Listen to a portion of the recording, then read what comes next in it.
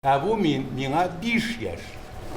Bu миңа 5 яшь. Балаларны сәхнә теленә өйрәтәләр, актерлык осталыкларын чарлыйлар. Бу Марсель Салимҗанов исемендәге актерлар йортының Нур студиясендә шөгыльләнүче нәни артистлар. Хәзер Ганс Христиан Андерсенның Кареле патша бикәсе спектаклен кабатлаулары. Шөгыльләнә башлагачтан бер безгә дә сер түгел бит инде. Казанда татар балалары күбесе татарча юнә белми, аралашу юк. Монда алар менә шу әдәби нормаларны кулланып, әдәби нормага китерәбез. Тел мәсьәләсендә бит, сөйләм мәсьәләсендә менә шулай битләр эшләнә. Төп герой дип дөрес әйттегез, озак әзерләмәдек. Күбесе мин текстан һәм аны яхшы беләүдән торды. Спектакль чын дуслык һәм ихласлыкның телефоннарга караганда мөһимрәк булганлыгын искә төшерә. Социаль челтәрләрнең җанлы аралашуларны, якыннар белән очрашуларны алыштыра алмауына басым ясарга тырышканнар.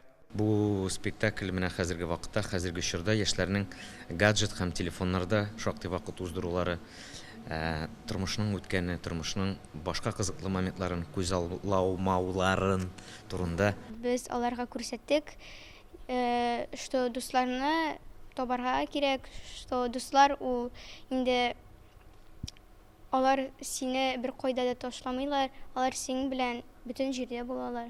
Спектакль кино элементлары булуы белән аерылып тора, ягъни сәхнәдәге вакыйгалар экранда күрсәтелгән сюжет белән үрелеп бара.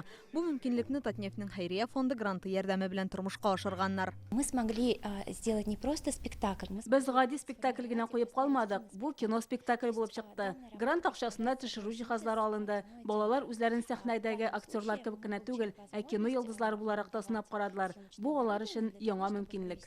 Спектакльдә катнашучыларның өчесе туган телен белмиде оештыручылар. Бу татарчаны уен, дуслар белән аралашу аша өйрәнү өчен махсус алым. Чөнки спектакль нәниләрнең сәләтләрен ачып кына калмый, туган телгә мәхәббәт уятырга да ярдәм итә.